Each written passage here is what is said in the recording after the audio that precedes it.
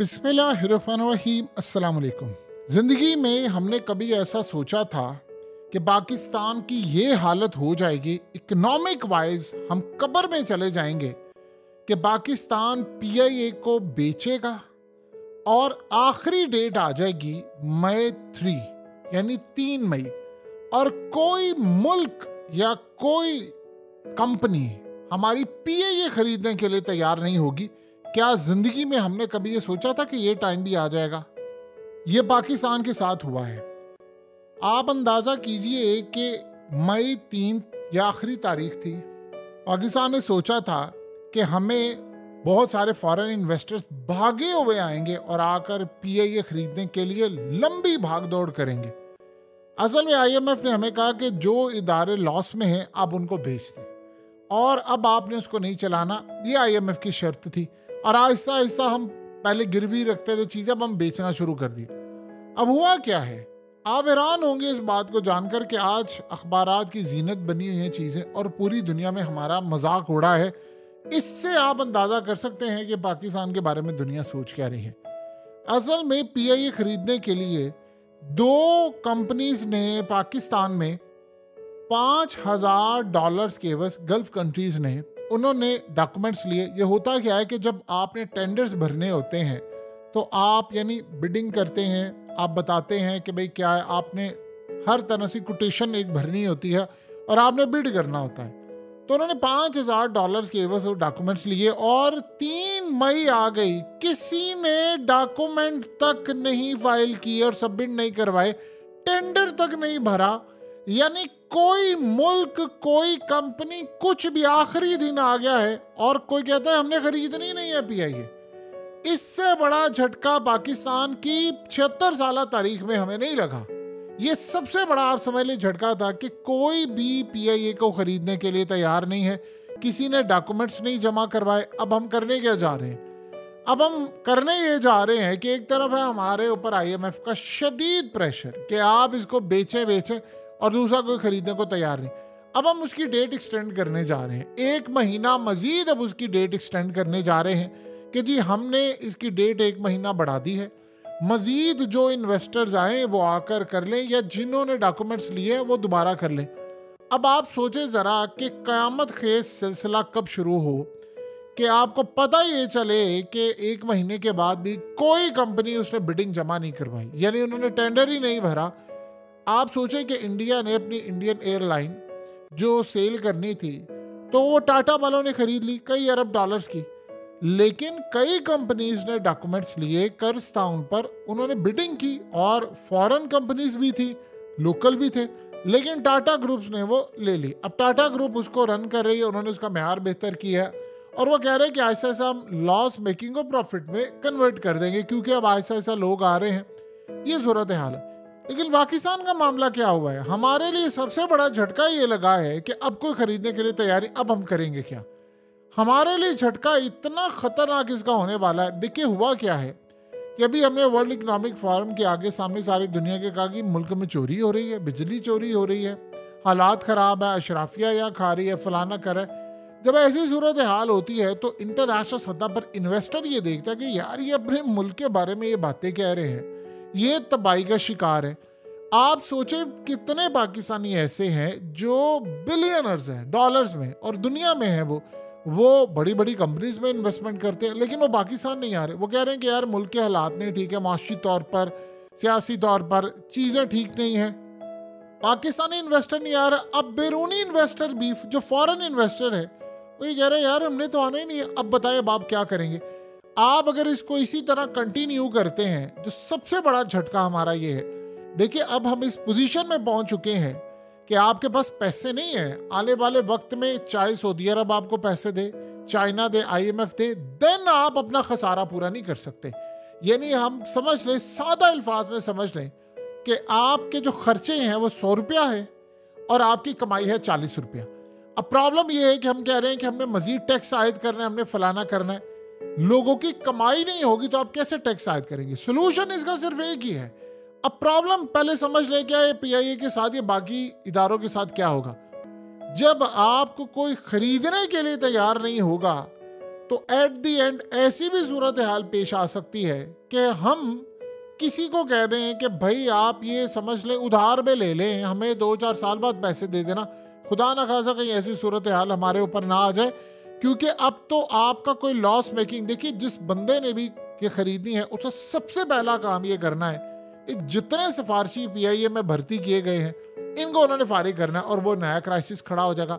वो जाहिर सी बात है उसको निकालेंगे और फारिग कर देंगे, क्योंकि यहाँ पर सियासी भर्तियाँ हैं और बहुत सारी चीज़ें, जहाज़ नहीं खरीदें, 100 चीज़ें लोग सोचते हैं कि भाई पाकिस्तान में वो अपने ऑपरेशंस कर पाएंगे PIA के थ्रू, क्या ऐसी सूरत हाल होगी, क्या इंटरनेशनल सतह पर उनको रूट मिलेगा, और बहुत सारी ऐसी चीज़ें हैं जो 1000 दफ़ा सोचना पड़ता है। लेकिन अब हमने एक एक करके उनको अलविदा करना शुरू कर दिया है। अब अगर ये नहीं होता तो आप ये सोचिए आप कितनी देर तक इसको चलाएंगे, क्योंकि अब आपके पास सैलरीज देने के लिए पैसे नहीं है। क्योंकि हमारा सबसे बड़ा मसला ये हो गया है कि हमने लानी थी बाहर से इन्वेस्टमेंट नहीं आ पाई। इन्वेस्टमेंट एक ही अब सूरत हाल हो सकती है। देखिए जो बाहर बैठा हुआ इन्वेस्टर है वो क्या देख रहा है पाकिस्तान के हालात के बारे में, कि PIA की एयर होस्टेस कनाडा में फ्लाइट जाती है और वो वहाँ पर थैंक यू का नोट लिखती है और आगे चली जाती है और कह रही है कि ठीक है, वो वहाँ पर जाकर गुम हो जाती हैं। यानी वो क्यों गुम हो जाती हैं? क्योंकि देखिए आप अगर किसी मुल्क में एक दफ़ा एंट्री ले लेते हैं, अब ये करते क्या है, पाकिस्तान में जो हालात चले वहाँ पर जाकर असाइलम अप्लाई करते हैं। असाइलम में आपको पहले वहाँ पर वो रहने के लिए देते हैं, आपको कार्ड बना कर देते हैं, कुछ अरसा वहाँ पर रहते हैं, फिर आपको वर्क परमिट देते हैं, आप वहाँ पर कहते हैं जी मेरी जान को खतरा है फलाना, फिर उसके बाद करते करते वो आपको कुछ साल बाद पासपोर्ट देते हैं। अब जब PIA के इस तरह के कारनामे सामने आएंगे तो आप बताइए कि कौन सा मुल्क है जो आपको बिडिंग करने के बावजूद खरीदने को तैयार होगा? बड़ी बड़ी कंपनीज, फिर वो देखते हैं ऑपरेशन, फिर आपकी सूरत हाल ये है कि कोई आपको खरीदने को, PIA खरीदने को तैयार नहीं। अब जो नेक्स्ट सिनेरियो बन रहा है, आप ये देखिए कि हालिया एक रिपोर्ट आई और वो बड़ी दिल दहला देने वाली रिपोर्ट थी, उसको वी न्यूज़ ने भी कवर किया। वो रिपोर्ट ये बता रही थी कि अभी हालिया जो ईरान से तेल की स्मगलिंग हो रही है वो 67% बढ़ चुकी है, बजाय कम होने के वो बढ़ चुकी है वो स्मगलिंग। और उसमें उन्होंने जो भयानक इंकशाफात किए कि जो तेल आता है ईरान से, आप ये सोचें कि वो डायरेक्ट आवाम को उसका फ़ायदा नहीं मिला। या तो आप ठीक है ईरान से तेल ले रहे हो, सस्ता तेल ले रहे हो, 40-50 रुपये लीटर या जितने का भी आप ले रहे हैं, आप आवाम को 100-150-125 का दे दें। आप देखिए मुल्क में महंगाई कितनी कम हो जाएगी, क्योंकि तेल के साथ आपका पेट्रोल के साथ सारा ताल्लुक बनता है। अब लेकिन उसके बाद कहानी ये है कि आम लोगों को नहीं मिल रहा, और अजीब सूरत हाल है कि शायद हम चेंज ये करने जा रहे हैं कि हर जगह पर अलग अलग रेट हो। इंडिया में हर स्टेट में अलग अलग रेट होता है, हमारे यहाँ पर भी सूरत हाल है। अब आप ये देख रहे हैं आज भी ईरानी तेल बिक रहा है। आपको याद होगा कि पेट्रोल जो मालिकान हैं उन्होंने कहा था कि जी हालिया लास्ट 1-1.5 साल पहले जब उन्होंने प्रेस कॉन्फ्रेंस की तो उन्होंने कहा था 40 से 50% तेल जो है वो ईरान से आ रहा है, और हमारी जो रिफाइनरीज हैं ये तेल वाली वो असल में 30% उनको कम बिजनेस मिल रहा है, क्योंकि वो कह रहे हैं कि जी सारा तो वहाँ से तेल डायरेक्ट आ रहा है। लाखों लीटर डेली पाकिस्तान में तेल आ रहा है और वो इस्तेमाल हो रहा है और उसमें पैसे बनाए जा रहे हैं। आम बंदे को कोई फायदा नहीं, जो लेकर आ रहे हैं वो 30-40-50 रुपये लेट से लीटर लेकर आ रहे हैं। आप ये देखिए गाड़ियाँ आ रही है, हज़ारों की तादाद में डेली गाड़ियाँ आती हैं, लेकिन क्या वो आवाम को मिल रहा है? क्या आवाम को सस्ता मिल रहा है? आवाम को तो उसी रेट पर मिल रहा है। तो फिर सवाल ये है कि फ़ायदा उठा कौन रहा है? अब उसके बाद आप ये देखें जब इस तरह की खबरें जाती हैं और गंदम के हवाले से, अब जो पूरे मीडिया की जीनत बनी हुई है कि हमने अरबों डॉलर्स की गंदम बाहर से मंगवाई जबकि हमारे मुल्क में गंदम वाफिर मिकदार में मौजूद थी। आप बताइए कि जब इस तरह की खबरें जाती हैं किसी भी मुल्क के हवाले से, तो वहाँ कोई PIA को खरीदेगा? कोई कहेगा कि ठीक है जी हम खरीदने के लिए तैयार हैं? ये जो पाकिस्तान में इस वक्त सूरत हाल हो रही है, देखिए लोग मुल्क छोड़ छोड़ कर जा रहे हैं, लेकिन सबसे बड़ा यहाँ पर एक क्राइसिस है कि अभी हालिया जो पासपोर्ट के हवाले से हज़ारों लाखों लोग जाना चाह रहे हैं, लेकिन ना लेमिनेशन की कमी पड़ गई है, प्रिंटिंग नहीं हो पा रहे। अगर मिल जाए तो बहुत सारे लोग चले जाएं।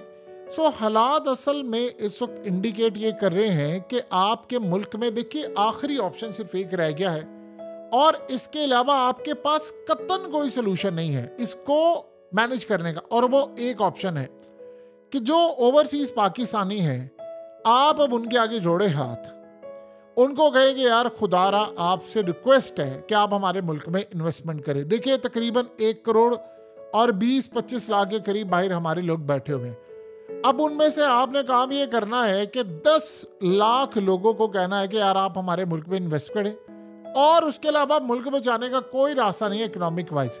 देखिए हमारी कोई जंग तो हो नहीं रही, और हालिया ईरान का दौरा हुआ है, तो आपको पता है अमेरिका ने हमें धमकी दे दी है कि भाई ना तो ईरान से आपने ट्रेड करनी है, ना आपने ईरान से कोई ताल्लुक रखना है, ना आपने, यानी ताल्लुक से मुराद ये होता है कि आपने उनसे कोई लेन देन नहीं करना, गैस प्रोजेक्ट आपने नहीं करना, पाइपलाइन कुछ भी नहीं करना।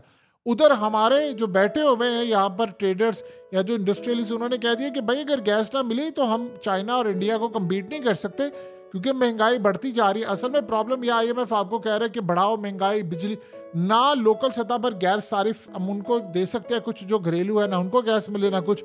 ये सूरत हाल असल में इंडिकेट कर रही है कि आप बिल्कुल हमारे हाथ बंद किए, यानी बंद गए, हमें अब समझ नहीं आ पा रही कि हमारे साथ होने क्या वाला।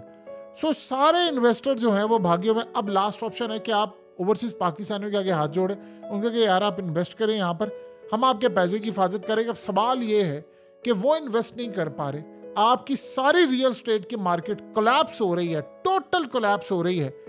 अब कौन बंदा है जो उनको कन्विंस करेगा कि यार आपकी मेहरबानी है, आप इन्वेस्ट कर ले, आपके पैसे का ख्याल रखा जाएगा, आपको हर तरह से फैसिलिटीज दी जाएगी। अब कौन बंदा है जो उसको कन्विंस करे, क्योंकि ओवरसीज पाकिस्तानियों ने इस वक्त पाकिस्तान से मुंह मोड़ा है। देखिए हुआ ये है कि पिछले 2-2.5 साल में तकरीबन आप समझ लें 20-22 लाख लोग मुल्क छोड़कर चले गए हैं, यानी 3 सालों में देख लो 25 लाख लोग। लेकिन प्रॉब्लम यह है कि आज से 2-3 साल पहले जो रेमिटेंस आ रहे थे, पैसा ज्यादा आ रहा था, अब उससे कई गुना कम आ रहे हैं।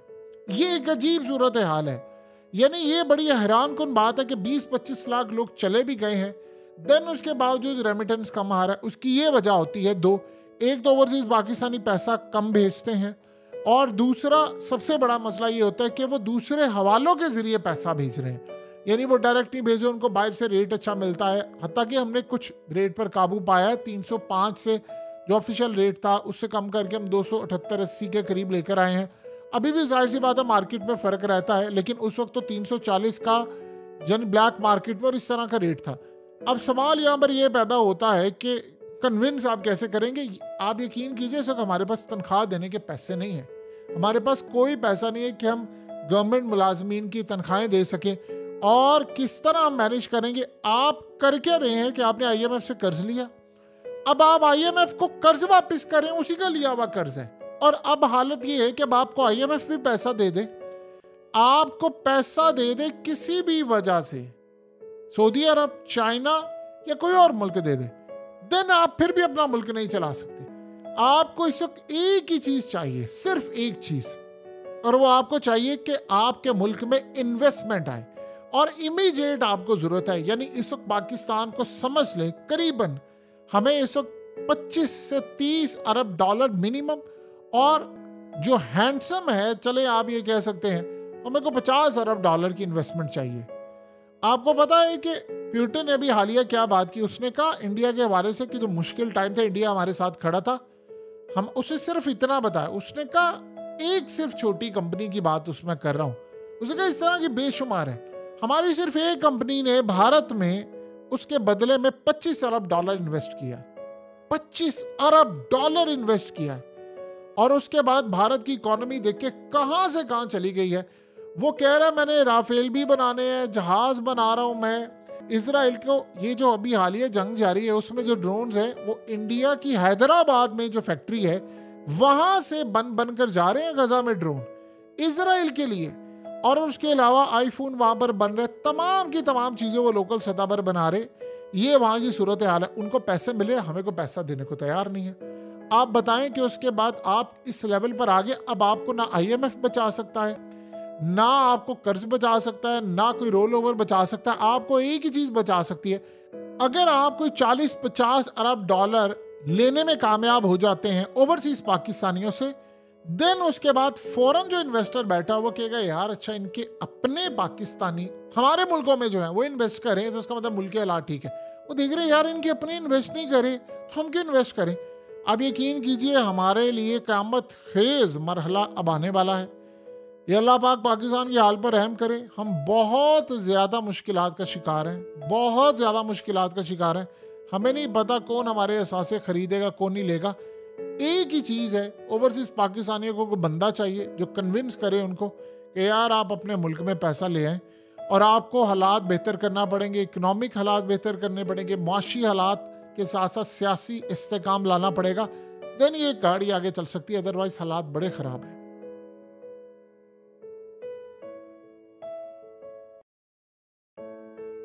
हकीकत टीवी को सब्सक्राइब करना मत भूलें, वीडियो को लाइक करें, शेयर करें और कमेंट सेक्शन में अपनी राय का इजहार ज़रूर करें।